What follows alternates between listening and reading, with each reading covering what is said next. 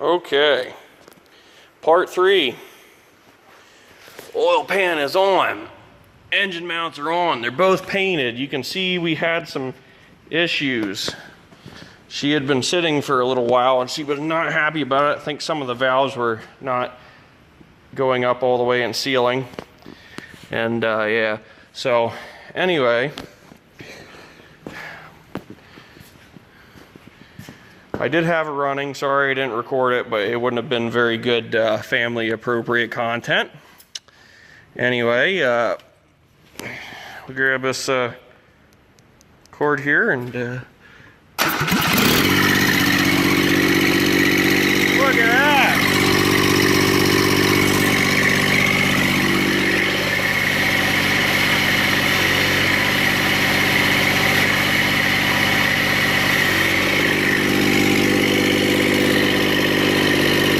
Attempts to move.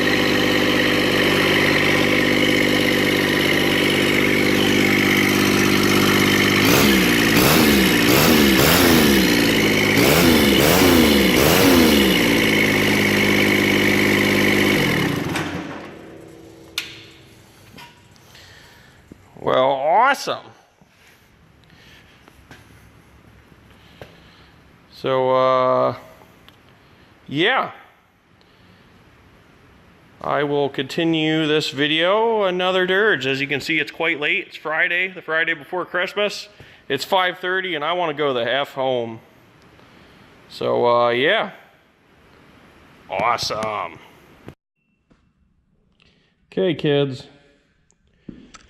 If you notice, the quality of the video has changed, and that's because I went from recording on my phone, which is a Samsung Galaxy S7, to recording on a GoPro Hero 7 Black. Woohoo! Quite an upgrade there. Anyway, you saw I had this running, and boy did it fight me to get it running, but we got it.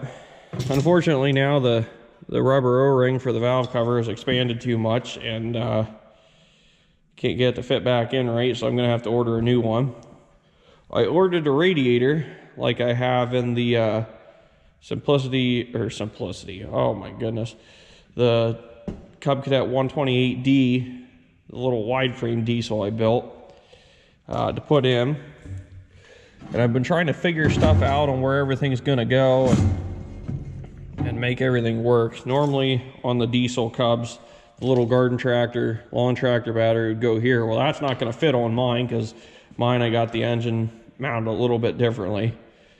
So what I'm thinking is the radiator is going to get put in here uptight to the as uptight to the grill as possible. And let's take a walk over to the forklift here. It has the battery.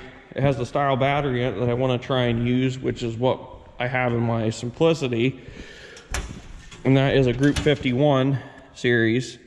It is 5 inches deep, 9 inches wide, and 9 inches tall.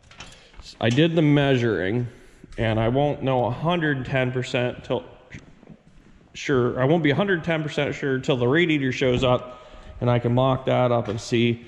But I'm thinking I can have the radiator sit here and have enough room to have the battery right here.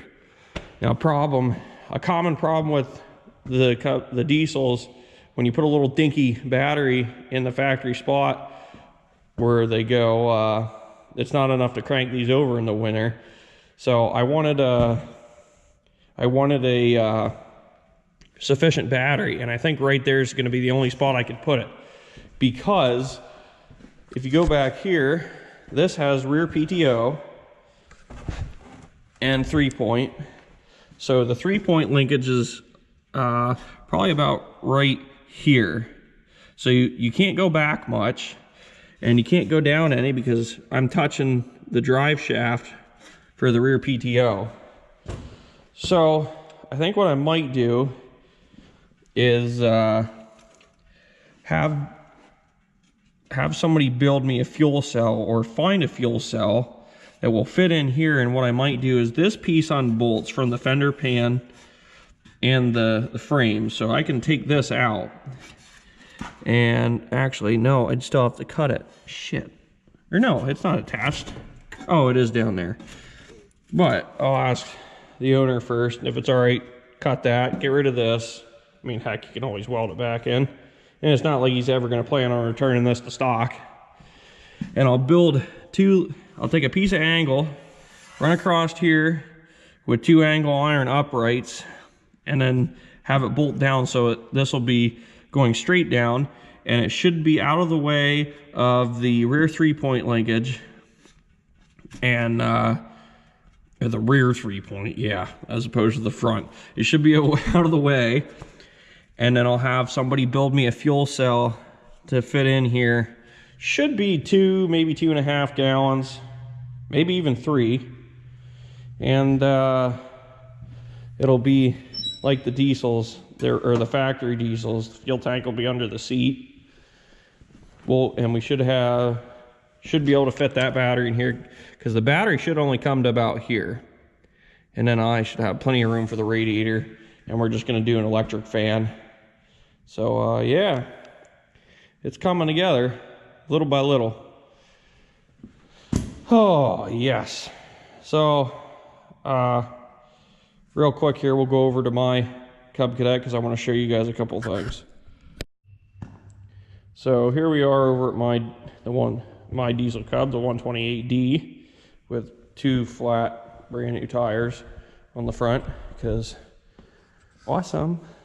Anyway, oh yeah, I didn't really talk about the air cleaner. I don't think I'm gonna have room to put the air cleaner on over top of the engine like I did on this one. And on the factory, of course, you got more open space between the bell housing and the injection pump on the 3-cylinder than you do the 2-cylinder, and that's where they go from factory. The air cleaner goes on those Cub Cadets if they had a diesel. So I think I'm gonna try and stick it in there like it would be. And of course, there's where my fuel tank is, there's where my radiator is, and there's where my battery is. But unfortunately, I was gonna try and use the same battery and go into the seat like that, but you saw the problems I was having there. So, I'm gonna mount the radiator the same basic way. We're gonna have a brace or a bar bolted to the bell housing, coming out up to the front, same type of deal, and probably with pieces coming down and bracing a little more, because I'm gonna have the battery, I'm gonna build a tray and have the battery sit in here on the other one. So I want a little bit more holding it, which in this one there's a little flex but not much. So this one's sufficient with just the piece of flat stock bent up there and holding it. So, but like I say, holding the weight of the radiator and the battery, yeah, I want a little bit more. So, of course, the factory diesels, they have the belt and pulley system on the flywheel side of the engine for the mechanical fan. I don't feel like trying to rig all that up and trying to find all the parts and BS and crap, and it's just one more belt to have an issue with. So I'm gonna do an electric fan like I did on this one. And the guy I'm building it for, he runs a Kenworth T800 triaxle for a living. And for those of you who don't know, they have a air-powered fan clutch that the computer can kick on and off, and then you have a manual fan switch where you can just go, oop, fans on, oh, fans back to run by the computer. So I'm going to do the same type of thing. We're going to have a sensor like that I have in here that will kick on at 200 and shut back off at 180, and then you'll have the manual override to kick the fan on. So I'm going to have to build a throttle linkage like I did on here, because to rev it up, you got to push the throttle linkage forward on the engine. Well, on a gas-powered engine, you'd have to pull it back. Typically on like Kohlers and all those, you'd pull the throttle linkage back to rev it up, so it would work backwards. So this would be full throttle, that would be idle. So I built this little lever mechanism here to reverse it so it would work properly. And then of course just a simple pull cable. Where's the knob? There it is, to shut it off. So that's what we're gonna do there. Oh yeah, I gotta find an alternator for it, which I'm thinking, I think I did find, I think I found something that should work.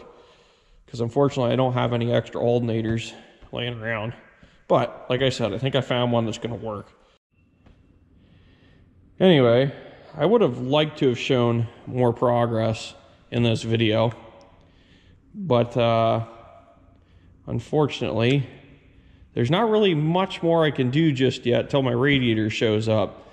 And unfortunately the eBay seller I bought it off of shipped it through FedEx, and unless their tracking is lying, they're too busy humping it at their warehouse to ship it. Because, and if you can't tell, I'm not very fond of FedEx. There seems to always be some kind of issue whenever something gets shipped to me from them. Ugh. Anyway, I didn't think the radiator was going to be here, or I don't think the radiator is going to be here this year yet, seeing as how there's only a few days left. So I wanted to get this video up before the end of the year to show you guys I did get it running.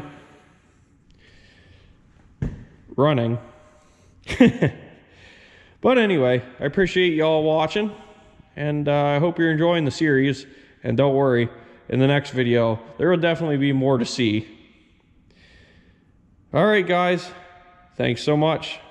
Take care.